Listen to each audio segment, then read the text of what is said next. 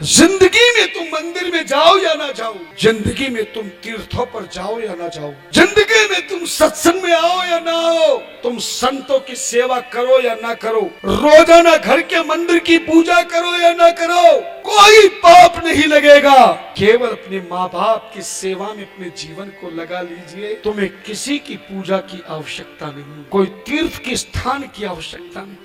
माँ बाप जिस पर प्रसन्न हो जाए, माता पिता के चरणों की जिसको सेवा मिल जाए, उसे भगवान को बुलाने की आवश्यकता नहीं। बिना बुलाए भगवान उसके दरवाजे पे आके खड़े हो जाते। माँ बाप की सेवा में बहुत कुछ है, इसलिए जीवन में हमें कभी माँ बाप की सेवा को नहीं छोड़ना चाहिए। जिंदगी में रोजगार छूट जाए, पत्नी छूट जाए, संतान छूट जाए, सारी जायदाद क्यों न छूट जाए, मगर माता पिता नहीं छूटना चाहिए। तुम कितने बड़े बन जाना, अपने आप को बड़े से बड़ा धनवान बना लेना, बड़े से बड़े नेता बन जाना, बड़े से बड़े अभिनेता बन जाना, बड़े से बड़े प्रचेता बन जाना, अगर तुमने माँ बाप की सेवा नहीं की, तुम्हारे द्वारा की गई देश की सेवा, तुम्हारे द्वारा की गई गरीबों की सेवा, तुम्हारे द्वारा की गई प्रजा की सेवा पाप के रूप में फल प्रदान करेगी।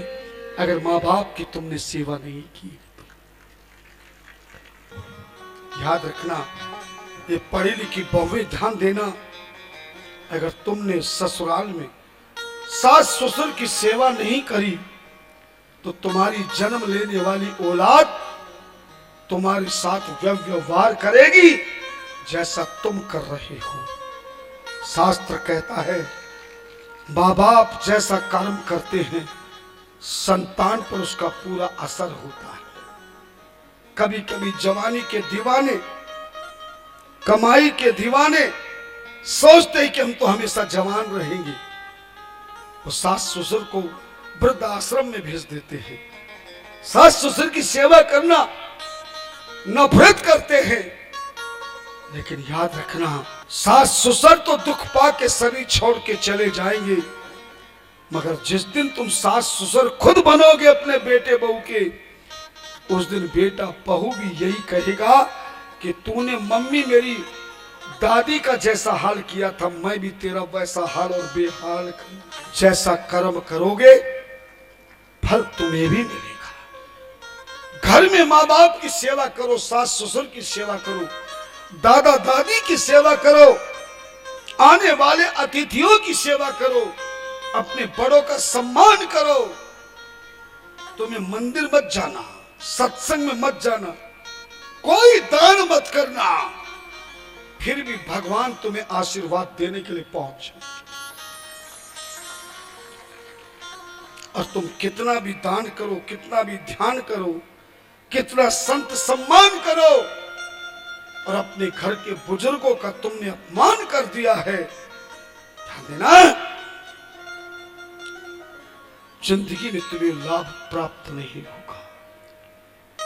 हमारे सनातन धर्म में 3 प्रकार के देवता होते हैं। एक वो देवता है जिसको हमने देखा नहीं, खाली पंडित जी मंत्रों से बुला के हमसे पूजन कराते, गणेश गौरा की पूजन करो, वरुण देवता की पूजा करो, नवग्रहों की पूजा करो, शिव जी की पूजा करो। हम केवल उनको मान सकते हैं, मगर साक्षात्कार उनके कभी चरण नहीं छू सकते, उनका आशीर्वाद नहीं ले सकते। पहला देवता। दूसरे ऐसे देवता हैं जिनके दर्शन तो हम रोज करते हैं, प्रणाम भी करते हैं, पर उस देवता को पास में जाकर के हम चरण छू के आशीर्वाद नहीं ले सकते। जैसे सूर्य देवता है, चंद्रमा देवता है। आप सूर्य की पूजा भी करोगे, पाठ भी करोगे, लेकिन सूर्य के पास जाकर के चरण छू के आशीर्वाद नहीं ले सकते। ये 2 तरह के देवता। लेकिन तीसरा वो देवता है जिसकी तुम पूजा भी कर सकते हो, चरण भी छू सकते हो, और उसका हाथ सिर पर रखवा के आशीर्वाद भी लेते हो। वही असली देवता घर के माता पिता, सास ससुर, जेठानी, बड़े बुजुर्ग, इनके की सेवा करने से 33 कोटि देवताओं की सेवा पूर्ण हो जाती है। मगर इसका अपमान कर लिया तो बड़े से बड़ा पद प्राप्त कर लेना, बसे से बड़ा धन कमा लेना, बढ़िया से बढ़िया गाड़ी खरीद लेना, दुनिया में तुम्हारा नाम हो जाएगा। पर माँ बाप के आशीर्वाद के बिना एक दिन वो आएगा कि तुम्हारा जीवन कंगाल हो जाएगा। फिर याद आएगा कि मैंने क्या कर्म किए। तुमने भी देखा होगा हमारे देश के प्रधानमंत्री जी,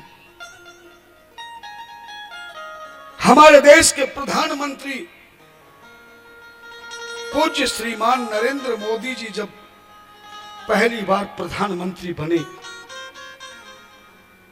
जिंदगी में मैंने पहली प्रधानमंत्री देखा जो प्रधानमंत्री बन के सबसे पहले अपनी माता के चरण छूकर आशीर्वाद लेकर के आए। मैंने भी टीवी पर देखा, सोशल मीडिया पर देखा, और मां ने इतने बड़े प्रधानमंत्री को आशीर्वाद में 100 रुपए दिए, ये मिठाई खा लेना। प्रधानमंत्री जी की आंखों में आंसू थे। और किसी ने मुझे बताया कि वो मां के दिए हुए पैसे को आज भी तिजोरी में संभाल के रखते हैं।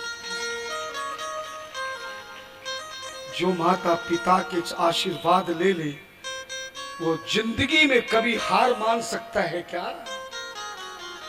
उस मां के आशीर्वाद से, बुजुर्गों के आशीर्वाद से, अपने सद्गुरु के आशीर्वाद से आज प्रधानमंत्री जी ने भारत देश को फिर सोने की चिड़िया बनाने का संकल्प लिया है।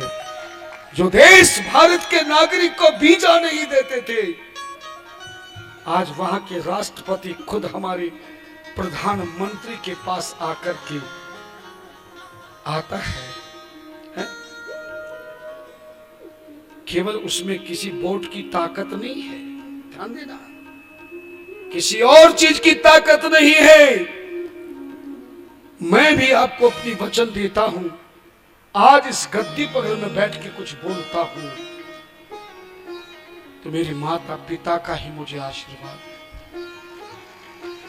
कभी संत को व्यास गद्दी पर बैठ के अपनी बड़ाई नहीं करना चाहिए। माँ बाप ने मुझे बहुत बड़ा डॉक्टर बनाने के लिए डिग्रियां दिलाई, और एक दिन माता बोली कि मुरादाबाद में पूज्य डोगरी जी भागवत करने आए, बेटा मुझे ले चल, चल तू भी साथ चल। गया मुरादाबाद में भागवत सुनने, और भागवत के बाद जैसे डोगरी जी को प्रणाम किया, बचपन से संस्कार माँ बाप ने दिए थे, चोटी भी रखता था, तिलक भी लगाता था, कलाव बांधता, जनेऊ भी पहनता था, माला भी पहनता था। डोगरी जी महाराज इस भारत के नहीं दुनिया के ऐसे भागवत आचार्य थे जिन्होंने जिंदगी में पत्नी के साथ 2-2 वस्त्र रखते थे, एक धोते थे दूसरा पहनते थे, सिला हुआ कोई वस्त्र नहीं पहनते थे, कथा में एक पैसा नहीं लेते थे। जब उनके मुख से कथा चलती थी बिना संगीत के,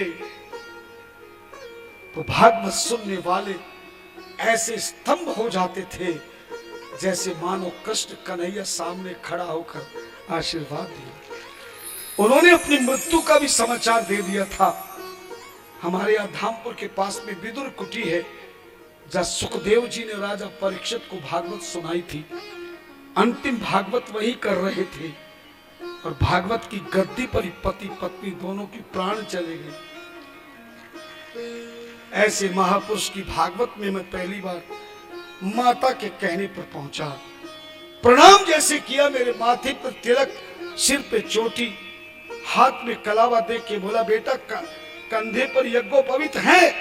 मैंने निकाल के दिखाया, हाँ महाराज ये जनेऊ भी है। धन्य है माँ तू, माँ तू धन्य है, ऐसा बेटा जो सनातन धर्म के पंच संस्कार से युक्त है। किसी से चरण नहीं छुआते थे, दूर से प्रणाम करते थे। मुझे पास में बुलाया, मैं बच्चा था, पढ़ रहा था, चरणों में प्रणाम किया, महाराज श्री ने सिर पर हाथ रख दिया। माँ के चरण मैंने छुए उसी महाराज जी के सामने। तो पूछा, माँ केवल मेरे सामने चरण छूता है या रोजाना छूता है? माँ ने कहा, नहीं महाराज, ये रोजाना सुबह भी छूता है और रात को सोते समय भी छूता है। मेरी आज्ञा के बिना कोई काम नहीं करता, सब आपका आशीर्वाद है। इसको डॉक्टर बनाना है, आशीर्वाद दे दो। महाराज बोले, एलोपैथिक, आयुर्वेदिक, होम्योपैथिक डॉक्टर मत बनाना, इसको ऐसा डॉक्टर बना कि व्यास गद्दी से बैठ के दुनिया के सारे कष्टों को मिटाता रहे, सच्चे उपाय बताता रहे।